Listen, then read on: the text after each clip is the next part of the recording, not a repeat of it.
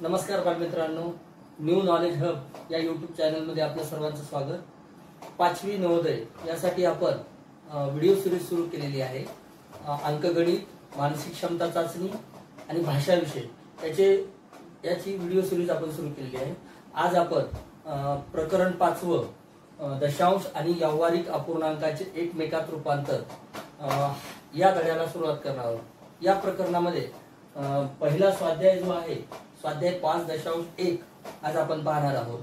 तर बघा, धड्याचं नाव आहे, प्रकरणाचं नाव आहे दशांश आणि व्यावहारिक अपूर्णांक।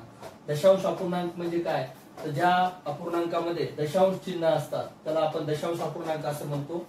तर व्यावहारिक अपूर्णांक म्हणजे काय, तर जे अपूर्णांक अंश आणि छेदांच्या स्वरूपात लिहिलेले असतात, अंश आणि छेदांच्या स्वरूपात लिहिलेले असतात त्याला आपण काय म्हणतो, व्यावहारिक अपूर्णांक। या अपूर्णांकाचं एकमेकात रूपांतर, व्यावहारिक अपूर्णांकात दशांश अपूर्णांकाचं व्यावहारिक अपूर्णांकात रूपांतर आणि व्यावहारिक अपूर्णांकाचं दशांश अपूर्णांकात रूपांतर। तर आज आपण या व्हिडिओमध्ये स्वाध्याय 5.1 किंवा 5.1 हा पाहणार आहोत। त्यामधलं पहिलं गणित आपल्याला बोर्डवर दिसते, 17/1000 म्हणजे दशांश अपूर्णांकात किती। अर्थात मी तुम्हाला सांगितल्याप्रमाणे की हा कोणता अपूर्णांक आहे, तर हा व्यावहारिक अपूर्णांक आहे। तर दशांश अपूर्णांकात ते या पर्यायात आपल्या समोर पर्याय आहे A B C D, या पर्यायातून उत्तर कोणतं येईल। तर बघा, अतिशय सोपा प्रश्न आहे। 17/1000। तर या प्रश्नाचं उत्तर करत असताना, शोधत असताना आपण 1 2 3 हे शून्य मोजायचे आणि त्याच पद्धतीनं अंशामध्ये उजवीकडून डावीकडे जायचं। 1 2 3 आणि नंतर दशांश देऊन टाकायचा आहे। इकडे काही नाही म्हणजे शून्य असतं। तर बघा, 1 2 3 सोडून आपण दशांश दिलेला आहे, म्हणजेच याचं उत्तर, या गणिताचं उत्तर 17/1000चं उत्तर 0.017 हे असणार आहे। तर आपल्याला पर्यायातून उत्तर शोधायचंय। पर्याय कोणता पर्याय बरोबर येईल, तर पर्याय नंबर बी हे आपल्या प्रश्नाचं उत्तर असणार आहे। अतिशय सोपा प्रश्न होता। बघा, उदाहरणार्थ हे जर प्रश्न पाहिजे आपण 3.3/100, ज्या ठिकाणी छेदामध्ये 100च्या किंवा 1च्या नंतर शून्य असतील तेव्हा आपण काय करायचं, हे 0 2 कट करायचे, म्हणजे 2 दशांश तर इकडे जाईल। हे 1 इथं दशांश आहे आता समजा, आणि तो कुठं जाईल, मग 1 सोडून 2 सोडून, म्हणजे असा होईल। म्हणजे याचं उत्तर काय होईल, 0.03 हे याचं उत्तर होणार आहे। त्यानंतर स्वाध्याय 5.1 मधलं दुसरं गणित पहा, 1.5/8 च्या बरोबरीतील दशांशातील संख्या कोणती। बघा, 1.5/8 हा काय आहे, 1.5/8 म्हणजे पूर्णांक युक्त अपूर्णांक, अपूर्णांक आणि अपूर्णांक म्हणजे पूर्णांक युक्त अपूर्णांक। आता याचं काय करायचं आपल्याला, दशांशातील संख्या कोणती, म्हणजे सगळे पर्याय जे दिसतात तुम्हाला ते दशांश अपूर्णांकात, म्हणजे याचं दशांश अपूर्णांकात आपल्याला रूपांतर करायचं। अतिशय सोपा प्रश्न तुमच्यासाठी। बघा, आपण काय करत असतो, असं असल्यानंतर 8x1 करतो आणि त्याच्यामध्ये 5 मिळवतो किंवा त्याची बेरीज करतो। बघा, 8 1 8, 8 आणि 5 13, 13 आपण छेद जो आहे तो जशाला तसा, म्हणजे 13/8। आता आपल्याला काय करायचंय, याचं संक्षिप्त रूप द्यायचं, म्हणजे जेणेकरून आपल्याला पर्याय 13/8 तर पर्याय नाहीये, मग जे पर्याय उत्तर असेल ते आपल्याला निवडायचं, म्हणजे अति संक्षिप्त रूप आपल्याला इथं देणं भाग आहे। बघा, 8 1 8, 13 आहे तिथं, 8 2 16 मोठे होतात, 8 1 8 उरले किती, 5 दिला दशांश, घेतला 0, 8 पंचे 40, 8 सख्ख 48, 8 सख्ख 48, परत किती उरले, 2 उरले। 8च्या कडे 2 येत नाहीत, दशांश दिलेला असल्यामुळे आपण 0 घेऊ शकतो। परत आता 8 2 16, 24, 24 मोठे होतात, 8 2 16 उरले किती, 4, दशांश दिलेला आहे, 8च्या कडे काही 4 येणार नाहीत, दशांश दिलेला आहे 0 घेऊन टाकू, झाले तिथे 40। आता काय करायचं, मग 8 पंचे 8चा पाडा 40 पर्यंत, म्हणजे 8 पंचे 40 आपल्याला उत्तर मिळालेलं आहे। 1.625 असं त्याचं वाचन करायचं, 1.625 हे त्याचं वाचन करायचंय। आणि आपल्या प्रश्नाचं उत्तर काय आहे? पर्याय डी. त्यानंतरचा स्वाध्याय 5.1 मधला प्रश्न पहा. 0.0725 या संख्येला सोप्या अंश रूपात लिहिल्यास बघा हा काय आहे? दशांश अपूर्णांक आहे आणि दशांश अपूर्णांकाचं आपल्याला व्यवहारी अपूर्णांकात रूपांतर करायचं आहे. आपल्या प्रकरणाचंच नाव आहे दशांश अपूर्णांकाचे व्यवहारी अपूर्णांक व एकमेकाचं रूपांतर. तर बघा 0.0725 या हे उत्तर कोणत्या पर्यायाचं येईल? तर बघा पर्याय आपण घेतल्यानंतर आपण पहिला पर्याय घेऊन पाहू. पर्यायातच या प्रश्नाचं आपल्याला उत्तर काढावं लागणार आहे. तर बघा आपण दुसरा पर्याय घेऊन पाहू. चला म्हणजे आपल्याला काय करायचं? 2900ला दुसरा पर्याय घेऊ आपण. 400 ने भागायचं. 400च्या पाड्यात 29 येतील का? अर्थातच नाही. बघा मग काय करू आपण? दशांश घेऊन पाहू. दशांश घेतला म्हणल्यावर काय होईल? काय होईल? 1 0 वाढत. 400च्या पाड्यामध्ये 290 येतात का? नाही. मग काय करू? आणखीन आपण 1 0 घेऊ. मग इथं पण 0 वाढेल. आता किती झाले? 29. 400चा पाडा आहे आपल्याकडे, 2900 आहे ठीक नाही. किंवा 4 असं पण करू शकता. 4 न आपल्याला 29ला बघायचं. तर आपण आता तुमच्या लक्षात येईल 4 7 28 म्हणजे 400ला 7 न गुणल्यावर 28 येतात. 4 7 28 दोन 0 जशाला तसे यांची वजाबाकी करायची. 0 0 मधून 8 गेले 1 राहिला म्हणजे 100 आलं. काय आलं? 100 आलं. आता 400च्या पाड्यात 100 येतील का? नाही. दशांश घेतलेला आहे 1 0 वाढवून घेऊ शकता आपण. हा मग आता 400 1 400 400 दोन्ही 800 हे करता येईल आपल्याला. 400 दोन्ही 800 सोपं.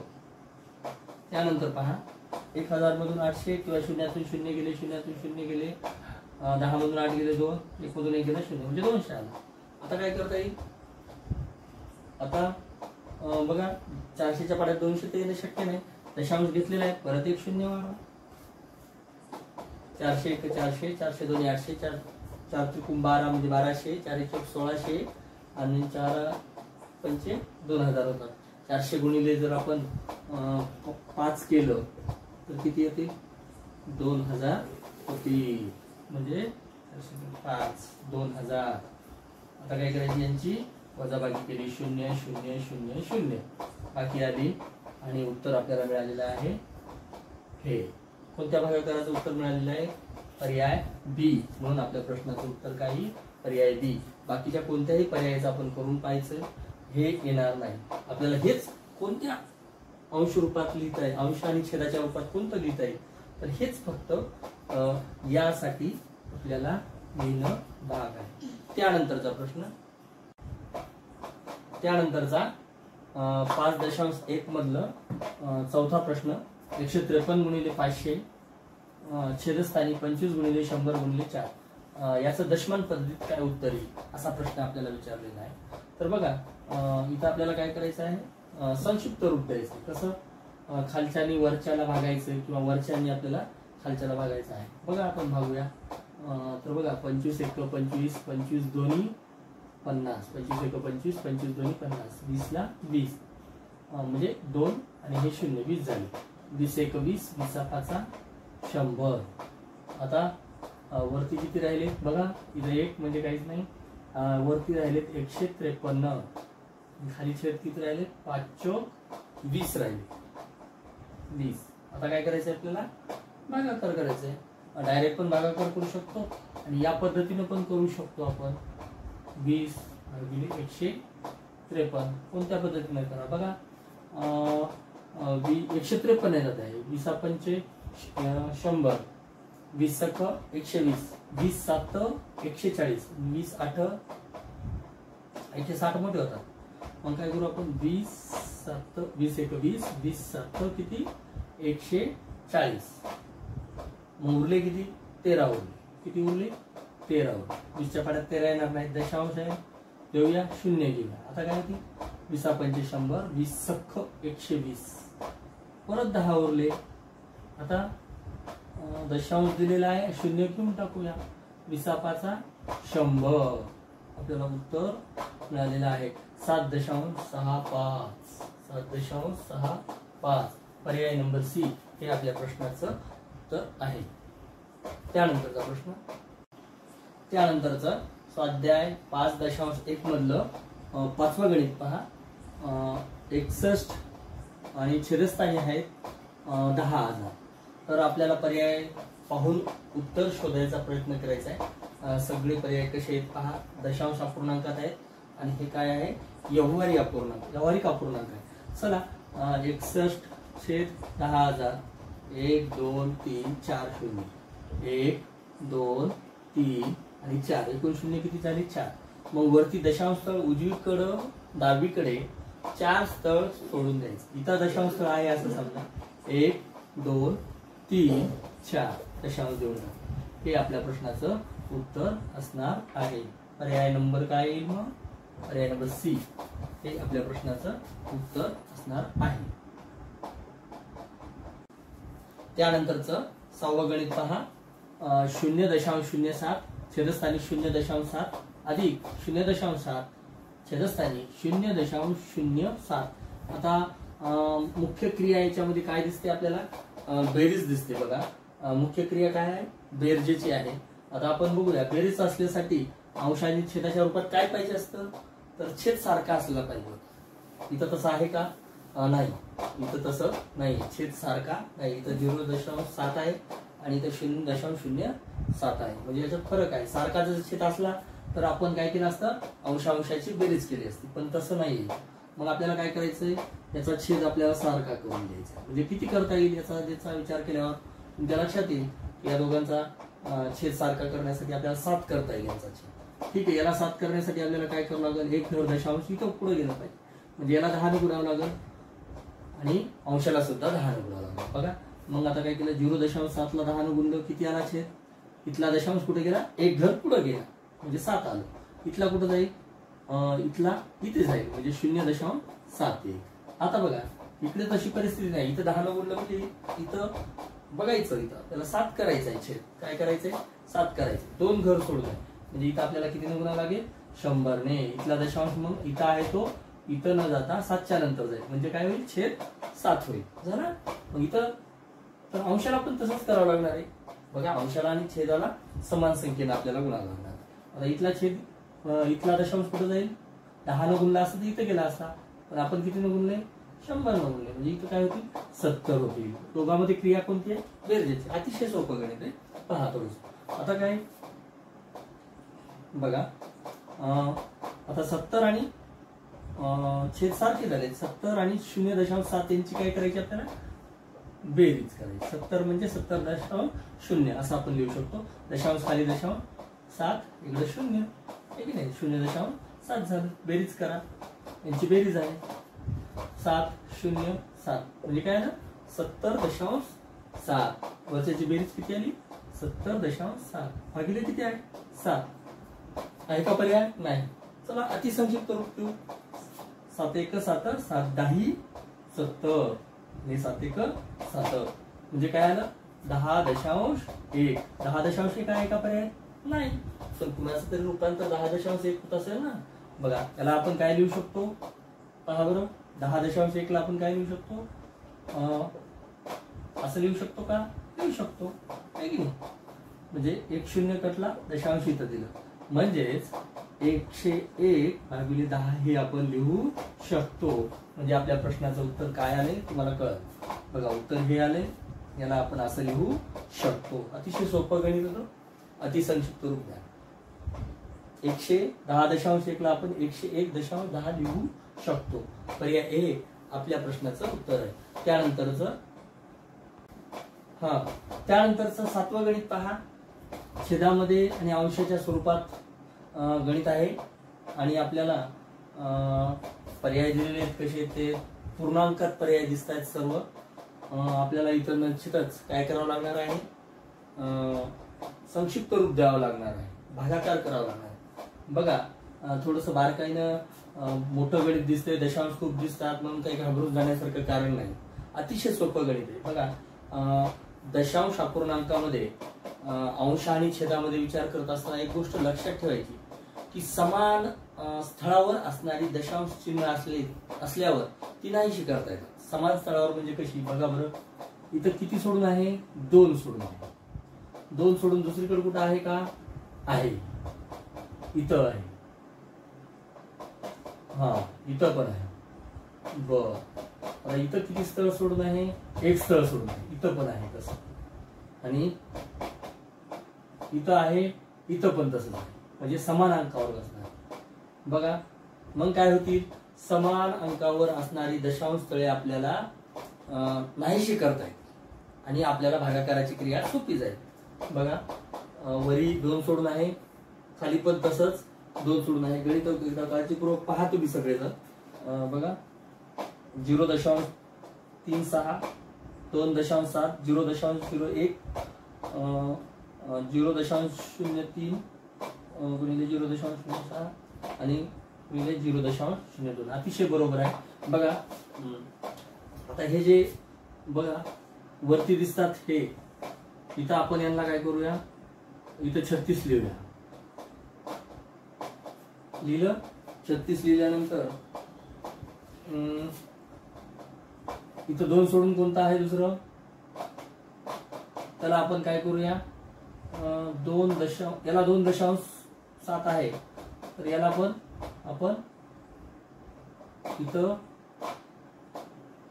27, इथं 1, इथं 3, इथं 6 आणि इथं 2. हे कसं लिहिलंय मी, तुम्ही काळजी करू का, इथं 2 सोडून आहे, इथं 2 सोडून आहे, लिहून टाकले.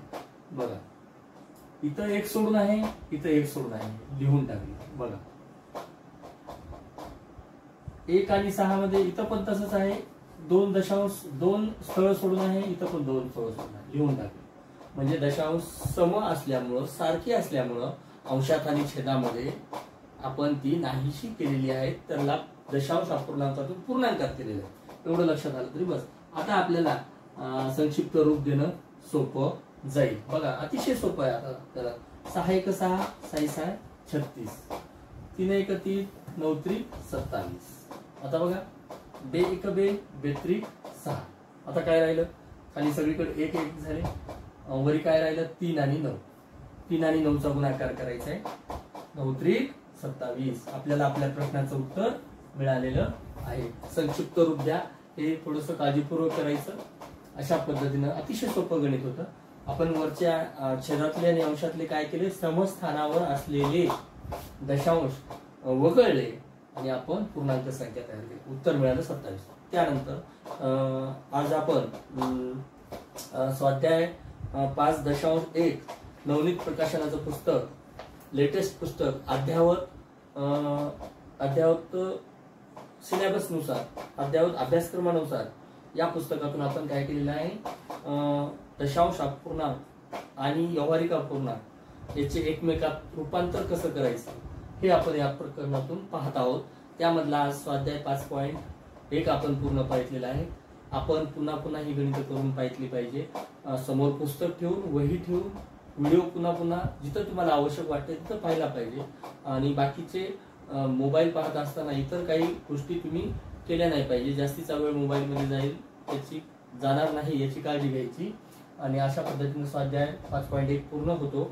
नंतरच्या व्हिडिओमध्ये आपण ही व्हिडिओ सिरीज चा पुढचा भाग, आजचा व्हिडिओ हा आपला 17वा व्हिडिओ असेल. कितवा असेल, 17वा अंकगणिताचा 17वा व्हिडिओ असेल. तर न्यू नॉलेज हब या युट्यूब चॅनलला अधिकाधिक सबस्क्राईब करा, सर्वांना शेअर करा.